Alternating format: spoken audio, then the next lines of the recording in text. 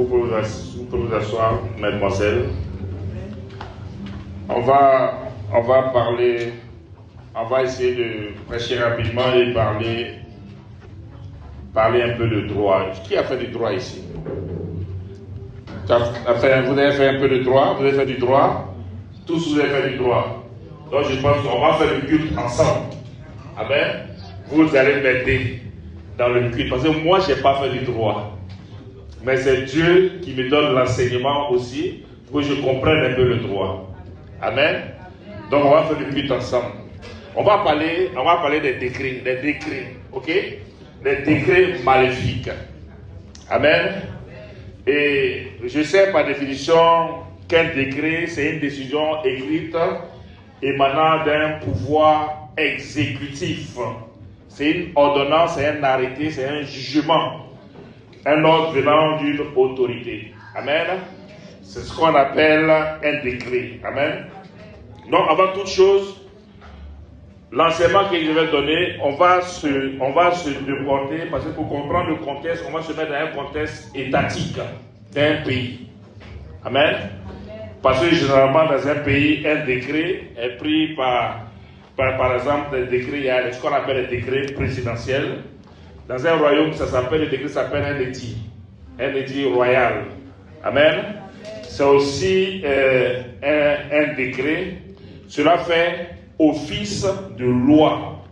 Un décret fait office de loi. Et ce décret doit être reconnu par toute personne et exécuté. Amen. Nous sommes d'accord, hein? Les juristes là. Nous sommes de faire l'écoute avec vous aujourd'hui. Donc, quand il y a un décret qui a été donné, ça fait office de loi, ce décret dans un pays. Amen. Et chaque habitant doit obéir à ce décret qui a été fait. Amen. Donc, vous allez comprendre que quand Jésus va arriver, Jésus donc va envoyer son pays parmi nous. Amen. Donc, dans la Bible, Jésus a dit, le royaume de Dieu est au milieu de vous. Donc, un royaume, comme je l'ai expliqué, c'est un pays. Amen. C'est un État, c'est un pays.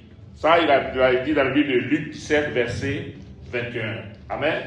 Mais là où il y a la subtilité, Satan aussi va envoyer son royaume ici.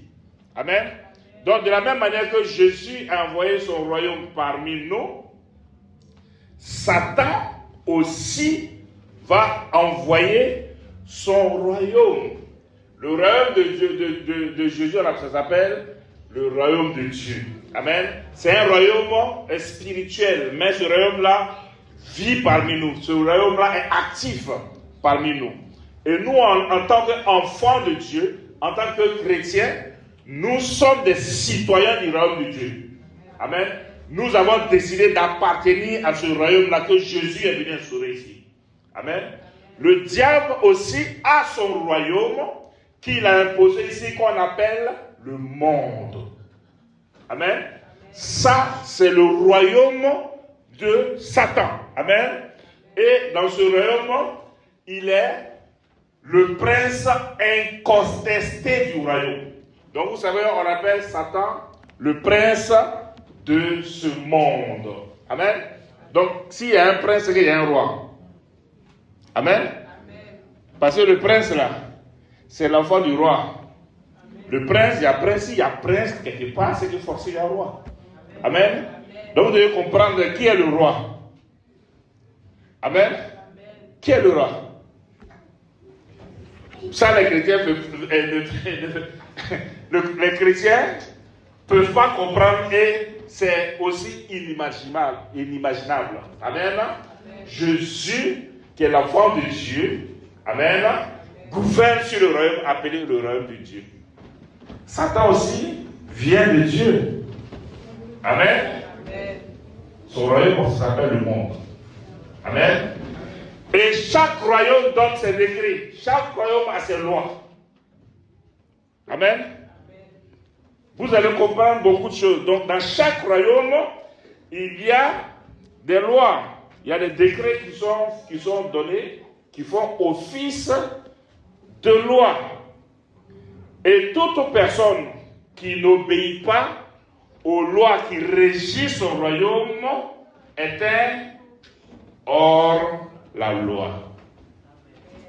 Amen.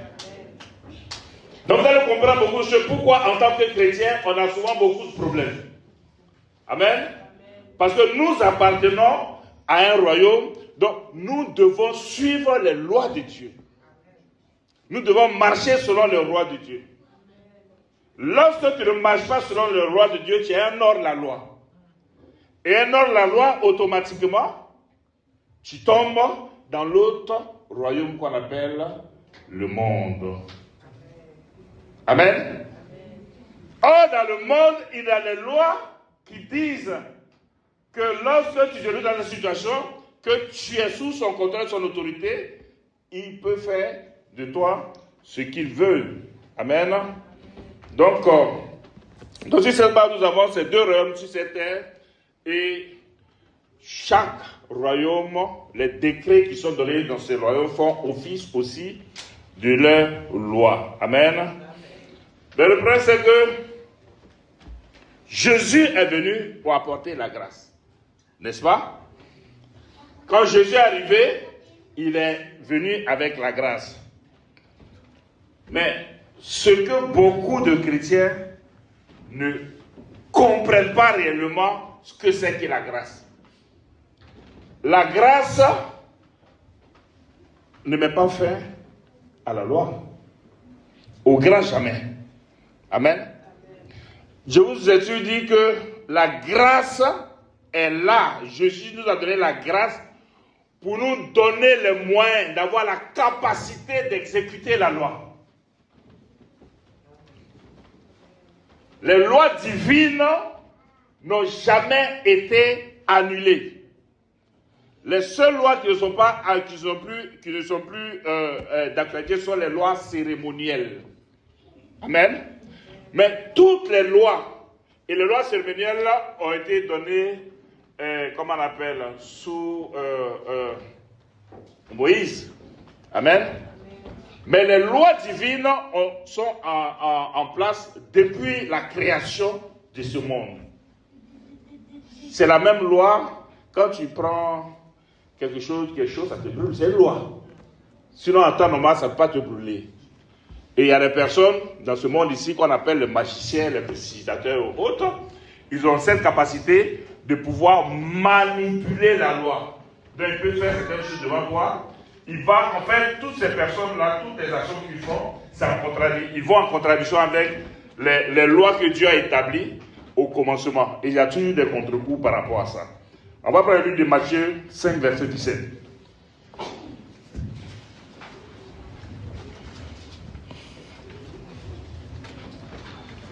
Matthieu 5, verset 17.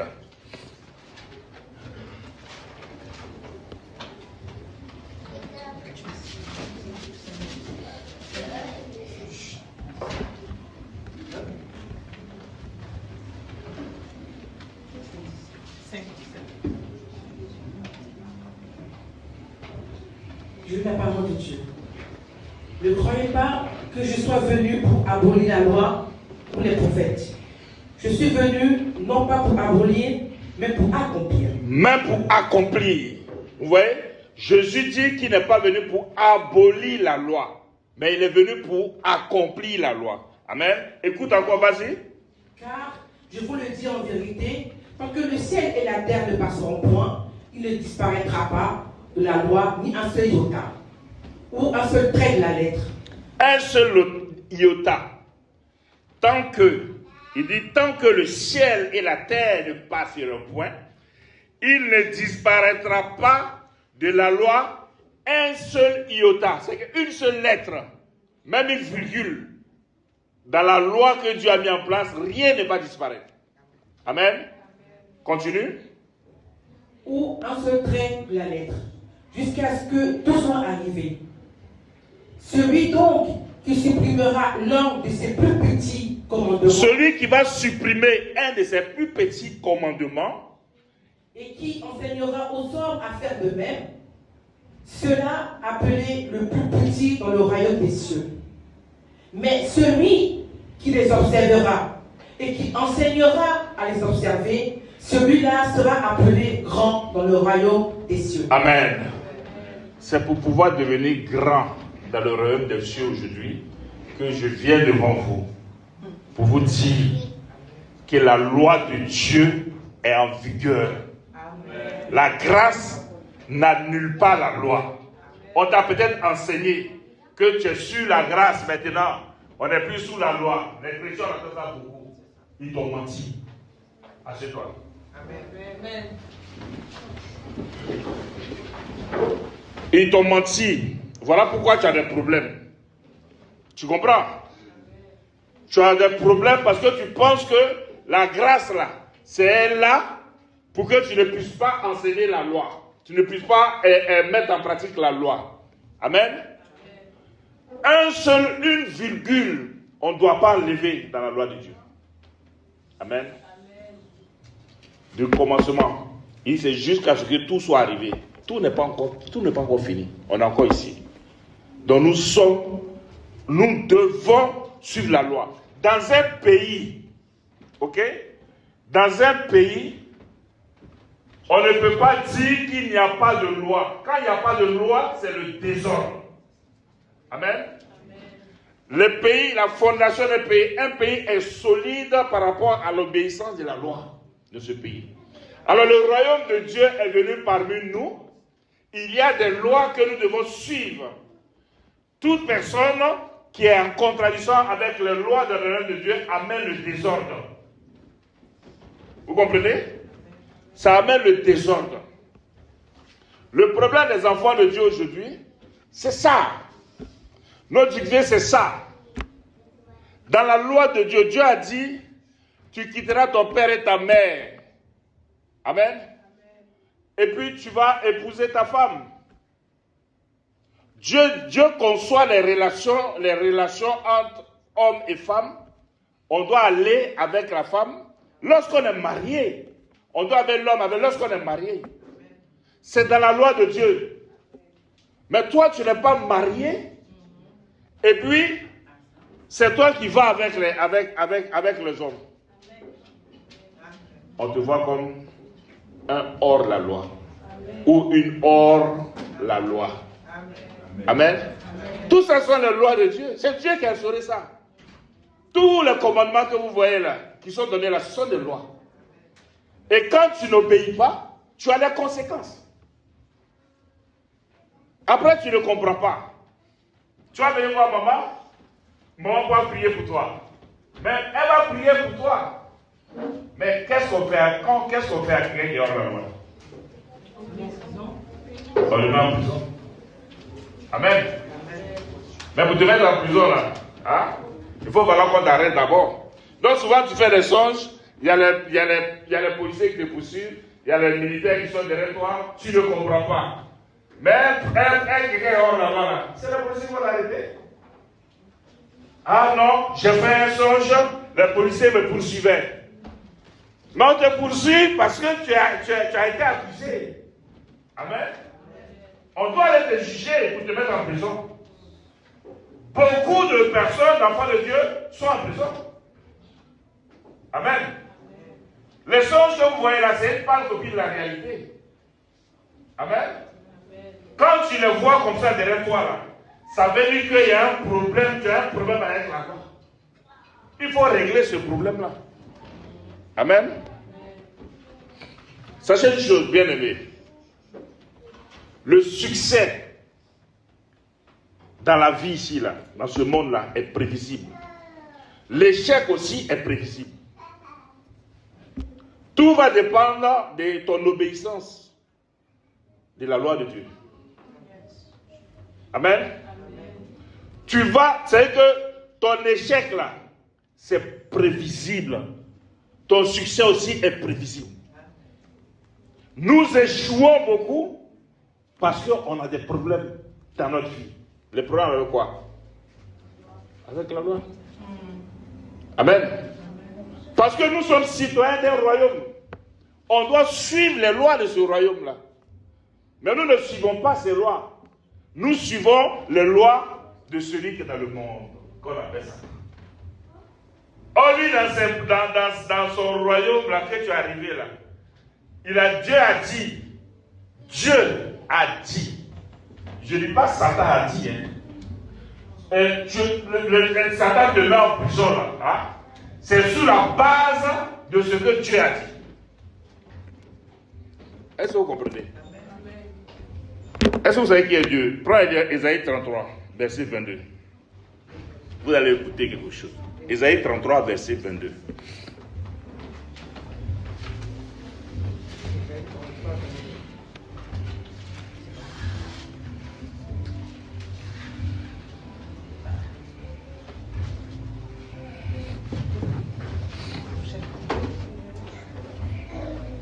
Ésaïe 33, verset 22. Bon, je vais lire rapidement, il y a du temps. Car l'Éternel est notre juge. Car l'Éternel est notre juge.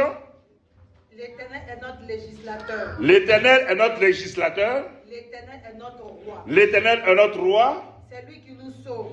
Celui qui nous sauve. Donc, Dieu, il est juge. Dieu, il est législateur. Un législateur, c'est quoi? Les juristes là, Un législateur, c'est quoi? Celui qui écrit les lois. Donc Dieu là, il est à la fois juge. Dieu à la fois, c'est lui et la loi là qui fait que le diable te combat et t'a mis en prison là. Hein? C'est Dieu qui a mis la loi là. Amen. Le juge que tu vas aller croiser au tribunal, et puis il va te juger là. Il ne te juge pas parce qu'il ne t'aime pas. Il te juge parce que c'est même pas lui-même qui a écrit souvent cette loi-là. Il y a quelqu'un qui a déjà écrit la loi. Lui ne fait que appliquer. Amen.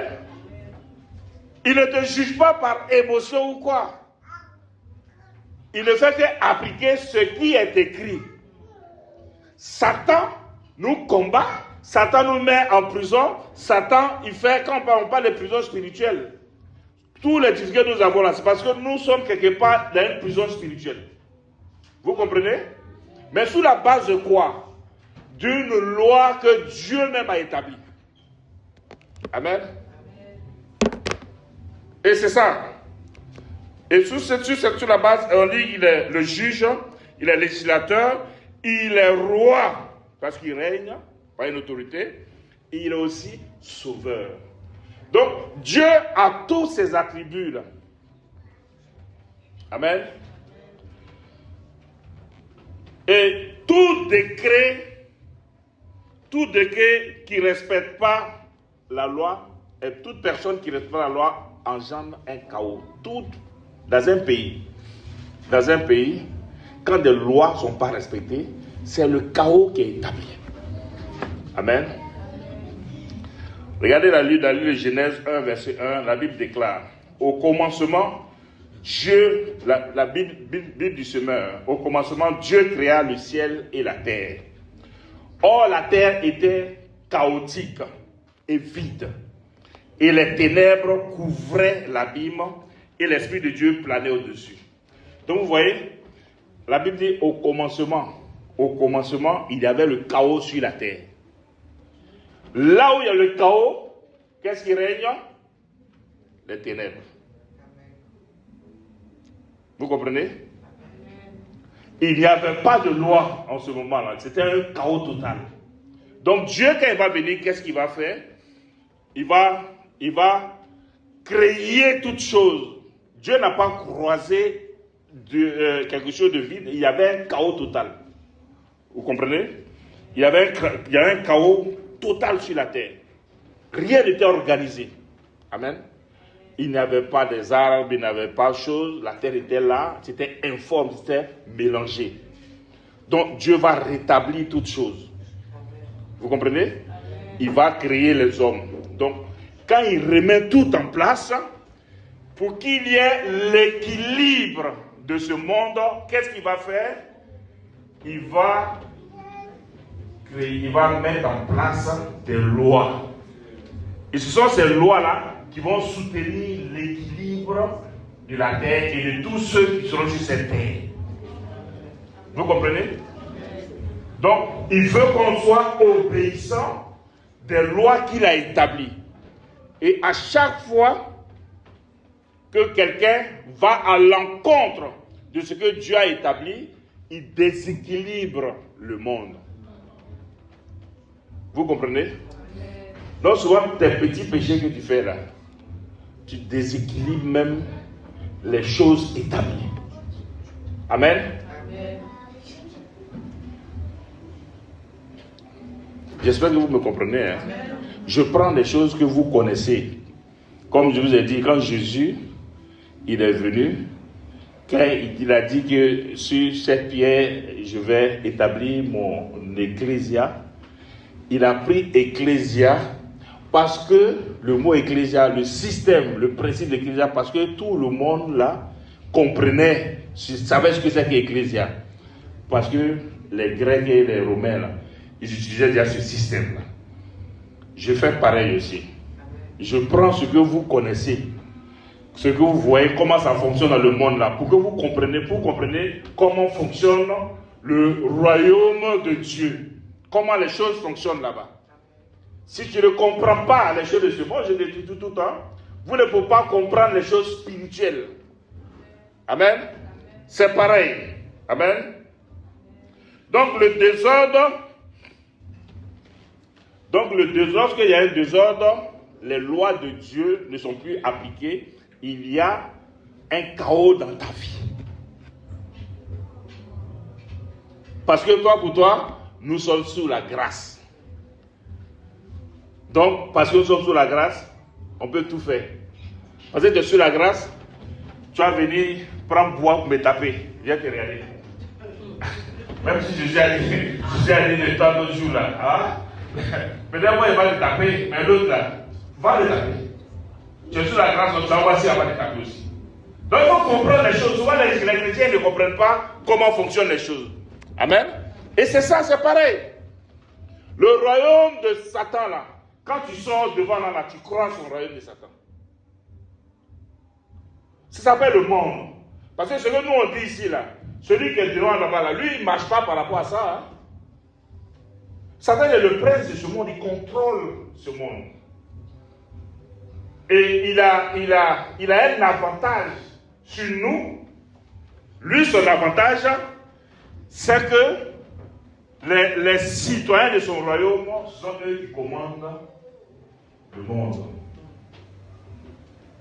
Parce que toi, depuis que tu es né là, il y a des personnes qui ont venues te dire un chrétien ne fait pas la politique. N'est-ce pas? On a beaucoup prêché ça. Donc, comme on t'a prêché, un chrétien ne fait pas la politique. Toi, tu es resté seulement à l'église. Or, Satan a dit à ses enfants, allez faire la politique, prenez la tête des nations. Et vous allez mettre en place mes lois. Amen.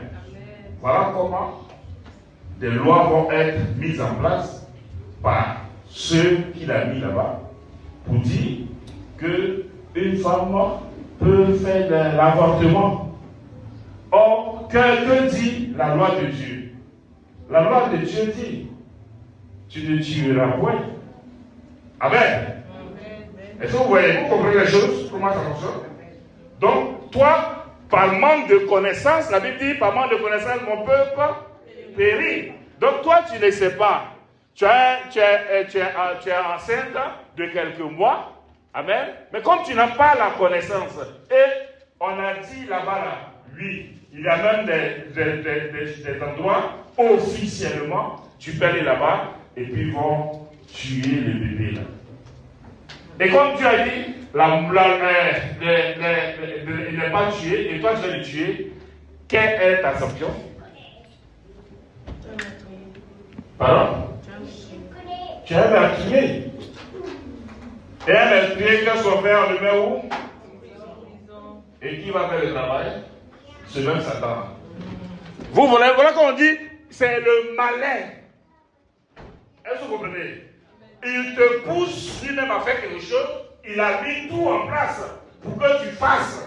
Il t'a même encouragé pour que tu fasses. Et quand tu fais maintenant, c'est le même là qui vient te prendre en prison. Et il va devant Dieu, il a le droit légal, même devant Dieu, de te mettre en prison.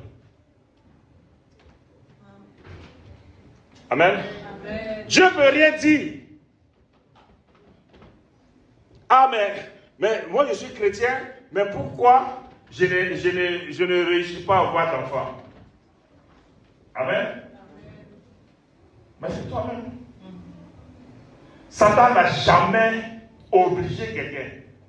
Il a mis un système qu'on appelle le monde, qui est son royaume, et il a tout fait pour mettre ses représentants à la tête et mettre en place des lois écrites officiellement. Officiellement, lui, c'est les lois là. C'est maintenant officiel.